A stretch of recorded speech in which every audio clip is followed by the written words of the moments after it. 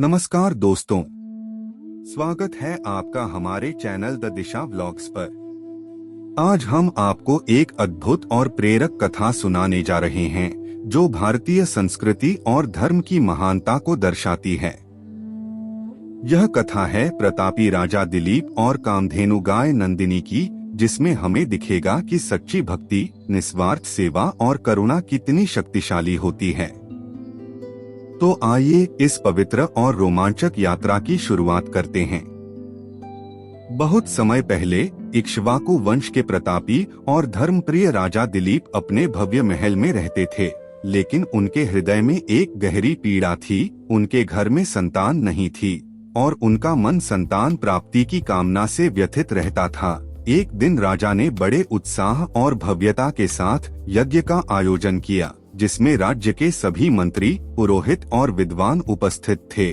और उसी समय उनके महल में कामधेनु गाय नंदिनी भ्रमण कर रही थी, जो सभी देवताओं का निवास और पृथ्वी पर पवित्रता का प्रतीक मानी जाती थी। परंतु राजा दिलीप के दरबार की व्यस्तता, अहंकार और लोगों की उपेक्षा के कारण नंदिनी को कोई उचित सम्मान नहीं दिया गया। उसके चरणों में पानी नहीं रखा गया, उसे पर्याप्त भोजन नहीं मिला और उसका ध्यान रखने वाला कोई नहीं था। जबकि राजा खुद दरबार की व्यस्तता में मग्न थे, नंदिनी के हृदय में हल्का दुहक और नाराजगी उत्पन्न हुई और उनका दिव्य दृष्टि से आशीर्वाद दूर होने लगा, जिससे राजा की संतानहीनता और मानसिक अशांति का कारण उत्पन्न हुआ।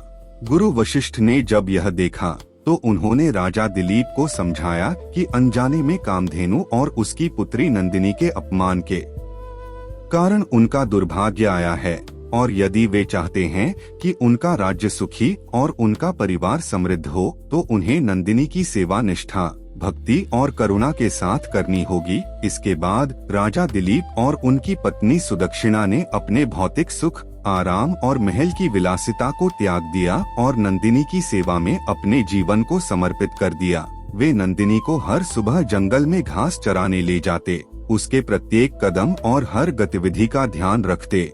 जब नंदिनी रुकती वे रुकते, जब वह चलती वे चलते, जब वह पानी पीती तब ही राजा स्वयं जल ग्रहण करते और उसका भोजन और आराम सुनिश्चित करते।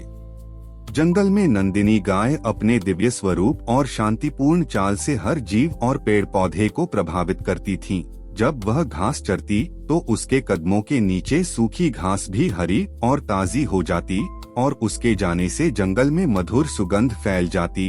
नंदिनी के पास आने वाले पक्षियों के पंख चमक उठते और उनके गीत पहले से भी मधुर और मीठे हो जाते। अगर कोई घायल या बीमार पशु उसके पास आता तो वह धीरे धीरे उसके पास जाती और अपने पवित्र स्पर्श और आँखों की करुणा से उसे आराम और स्वास्थ्य देती। कभी कभी वह नंदिनी अपने दूध से थक चुके और भूखे बच्चे और ग्रामीणों को खिलाती और वह दूध बिना किसी स्वार्थ के उन्हें जीवन का सुख देता। पेड़ों की छाया उसकी उपस्थिति में और घनी और ठंडी हो जाती और नदी के पानी में उसके झलकते चेहरे से जल भी चमक उठता। यहाँ तक कि जंगल के शत्रुतापूर्ण जीव जैसे सांप या शिकारी पक्षी उसके पास आते ही शांत और शांतिपूर्ण हो जाते, मानो नंदिनी के करुणामय हृदय ने उनका भी भय और आक्रोश मिटा दिया हो। छोटे छोटे ये चमत्कार न केवल जंगल की प्राकृतिक सुंदरता को बढ़ाते, बल्कि राजा दिलीप और अन्य लोगों को यह सिखाते कि सच्चा धर्म और शक्ति न केवल भौतिक बल में, बल्कि करुणा, सेवा और निस्वार्थ प्रेम में निहित है। इस सेवा और समर्पण की परीक्षा और भी कठिन हुई जब एक दिन जंगल में अचानक एक विशाल और भयावह सिंह प्रकट हुआ, जिसने नंदिनी पर हमला किया और उसे अपने पंजों में पकड़ लिया। राजा दिलीप तुरंत धनुष उठाने को तैयार हुए, लेकिन उनकी भुजाएं किसी अदृश्य शक्ति से जकड़ गईं और सिंह ने मानव की आवाज में कहा, हे राजन, यह गाय मेरा भोजन है, लेकिन मैं भगवान शिव का सेवक हूँ, इसे मत मारो। राजा ने विनम्रता, निष्ठा और साहस के साथ उत्तर दिया कि चाहे मुझे ही खा लो, पर नंदिनी को क्षति न पहुँचाओ, क्योंकि यह केवल मेरे गुरु की अमानत नहीं, बल्कि संपूर्ण जीवन, धर्म और राज्य की रक्षा का प्रतीक है।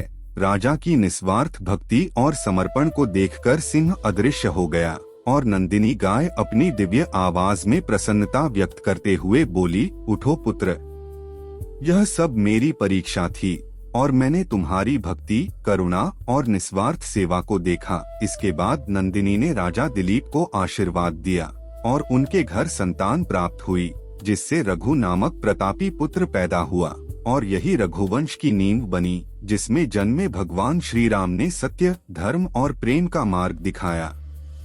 तो दोस्तों, यह थी राजा दिलीप और नंदिनी गाय की कथा, जो हमें यह सिखाती है कि जीवन में सबसे बड़ा धर्म है सभी जीवों के प्रति प्रेम, निस्वार्थ सेवा और करुणा। राजा दिलीप की भक्ति और नंदिनी के चमत्कारों ने साबित कर दिया कि सच्ची सेवा और समर्पण से कोई भी संकट टाला जा सकता है, सुख और समृद्धि प्राप्त की जा सकती है और भगवान का आशीर्वाद हमेशा मिलता है। अगर आपको यह कथा पसंद आई हो तो वीडियो को लाइक और शेयर करना न भूलें और हमारे चैनल को सब्सक्राइब करें ताकि हम आपके लिए और भी रोचक धार्मिक कथाएं ला सकें। धन्यवाद।